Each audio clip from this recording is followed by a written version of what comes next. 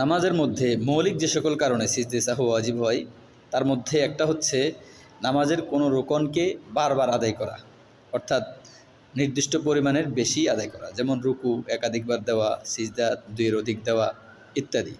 এবং নামাজের মধ্যে কোনো রুকনকে পূর্বাপর করা, অর্থাৎ রুকনের নির্দিষ্ট সময়ের আগে আদায় করে ফেলা কিংবা নির্দিষ্ট সময় থেকে বিলম্বিত করা। নম্বর 3, কোনো ওয়াজিবকে পরিবর্তন করে ফেলা, অর্থাৎ এক্সাম্পল স্বরূপ যেখানে কেরাত আস্তে পড়া ওয়াজিব সেখানে আপনি জোরে পড়ে ফেললেন 3 আয়াত পরিমাণ, কিংবা যেখানে জোরে পড়া ওয়াজিব সেখানে আস্তে পড়ে ফেললেন ইত্যাদি, ওয়াজিবকে পরিবর্তন করে ফেলা। নম্বর 4, কোনো ওয়াজিব ছুটে যাওয়া, যদি কোনো ওয়াজিব ছুটে যায় তাও সিজদে সাহু করতে হয়। প্রত্যেক নামাজেরই শেষ বৈঠকে সালাম ফিরিয়ে নামাজ শেষ করা হচ্ছে ওয়াজিব। সুতরাং কোনো ব্যক্তি যদি তাশাহুদ, দুরূদ শরীফ, দোয়ায়ে মাসুরা পাঠ করার পর সালাম ফেরাতে যদি বিলম্ব করে 3 তাসবিহ পরিমাণের বেশি, 1 রকম পরিমাণ সময় কিংবা তার চেয়ে বেশি সময় যদি বিলম্ব হয় সালাম ফেরাতে, তাহলে অবশ্যই সিজদে সাহু ওয়াজিব হয়ে যাবে। ওয়াজিব কি বিলম্ব করার কারণে যদি সিজদে সাহু না করে তাহলে নামাজকে দ্বিতীয়বার পড়া ওয়াজিব। আমরা সিজদে সাহুর জন্য যে সালাম ফিরিয়ে থাকি এই সালামটা হচ্ছে সুন্নাত। পক্ষান্তরে নামাজ শেষ করার জন্য যে সালাম ফিরিয়ে থাকি এই সালামটা হচ্ছে ওয়াজিব। বোঝা গেল সিজদে সাহুর সালাম না ফিরিয়েও যদি সিজদে সাহু কেউ করে তাহলে সিজদে সাহু আদায় হয়ে যাবে। পক্ষান্তরে নামাজের শেষের সালাম অবশ্যই ফিরাতে হবে, সেটা সালাম শব্দ দ্বারা শেষ করাই হচ্ছে ওয়াজিব। কোনো ব্যক্তি যদি সিজদে সাহু ওয়াজিব হওয়ার পরও সিজদে সাহু না দিয়ে ভুলবশত সালাম ফিরিয়ে ফেললে সিজদে সাহু আবার দিতে হবে। যদি নামাজ বহির্ভূত কোনো কাজ না করে ওই বসায় 2টা সিজদা দিয়ে আবার তাশাহুদ, দুরূদ শরীফ, দোয়া মাসুরা পরে নামাজের সালাম ফিরাবে। পক্ষান্তরে যদি সালাম ফিরিয়ে নামাজ বহির্ভূত আমলে কাসির কোনো ধরনের কাজ করে ফেলে তাহলে এই নামাজ আবার দৌড়ানো ওয়াজিব। অনেক সময় আমরা সন্দেহের কারণে সিজদে সাহু দিয়ে থাকি, কোনো একটা ওয়াজিব ছুটে যাওয়ার সন্দেহ কিংবা রুকন আকবর হওয়ার সন্দেহ, এই ধরনের সন্দেহের কারণে সিজদে সাহু দেওয়া আমাদের প্রায় হয়ে থাকে। সিজদে সাহু দিলে নামাজের কি অবস্থা হবে? আসলে সিজদে সাহু সন্দেহের কারণে না দেওয়াই হচ্ছে উত্তম। তবে যদি কেউ দিয়ে ফেলে পক্ষান্তরে তার উপর সিজদে সাহু ওয়াজিব ছিল না, তারপরও তার নামাজ আদায় হয়ে যাবে, কোনো সমস্যা নেই। সিজদে সাহুর ক্ষেত্রে জুমা এবং ঈদের নামাজে মোটামুটি ভালো একটা রুখসত রয়েছে।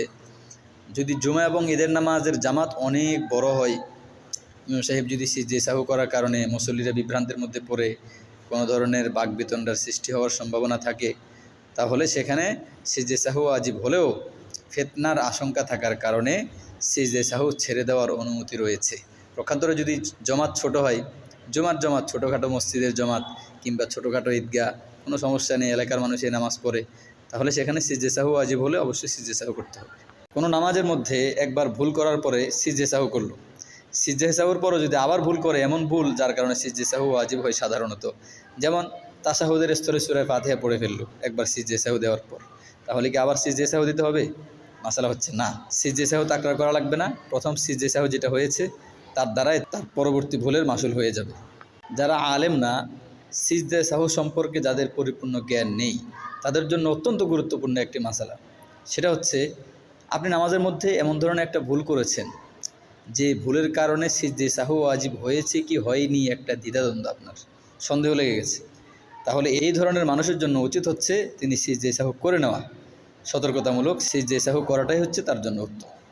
নামাজের মধ্যে অনেক সময় কেরাতে গলতি হয়, কেরাতের মধ্যে ভুল হয়।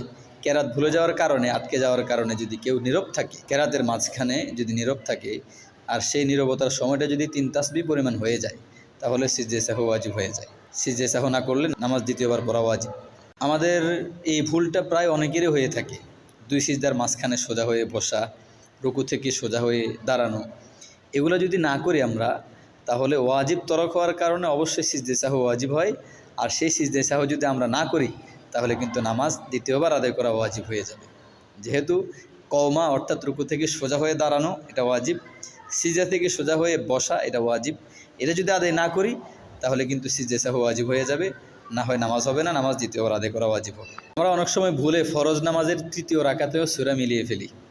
যদি এমনটা হয়ে থাকে ফরজ নামাজের 3য় রাকাতে সূরা মিলিয়ে ফেললাম তাহলে সেখানে সিজদে সাহু ওয়াজিব হয় না, কারণ ফরজ নামাজের 3য় এবং 4র্থ রাকাতে সূরা ফাতিহা পড়াই ওয়াজিব না, সেখানে সূরা ফাতিহা পড়াই হচ্ছে মুস্তাহাব।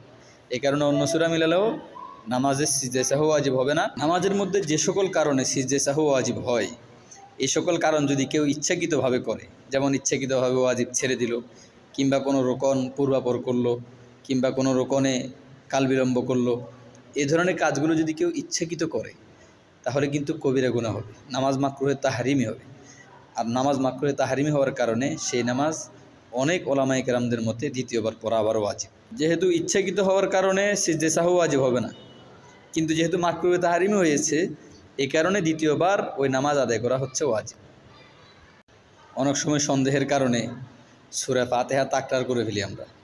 যদি সূরা ফাতিহা তাকরার হয়, অর্থাৎ দ্বিরুক্তি হয়, দুইবার পড়া হয়, তাহলে অবশ্যই সিজদা সাহু ওয়াজিব হয়ে যাবে। সিজদা সাহু না করলে নামাজ দ্বিতীয়বার পড়া ওয়াজিব। সিজদা সাহু কাকে বলে? সিজদা সাহু হচ্ছে নামাজের মধ্যে কোনো ওয়াজিব ছুটে যাওয়ার কারণে কিংবা কোনো রুকন আকবর হওয়ার কারণে, বিলম্ব হওয়ার কারণে নামাজের শেষ বৈঠকে তাশাহুদের পরে একদিকে সালাম ফিরিয়ে যে দুটি সিজদা দেওয়া হয় কাফারা স্বরূপ, সেই দুটি সিজদাকে বলা হয় সিজদা সাহু। সেই দুটি সিজদা দিয়ে নামাজ শেষ করা ওয়াজিব। যদি ভুলের কারণে সেই দুই সিজদা না দেওয়া হয় তাহলে নামাজ আদায় হবে না, নামাজ পুনরায় আদায় করতে হবে।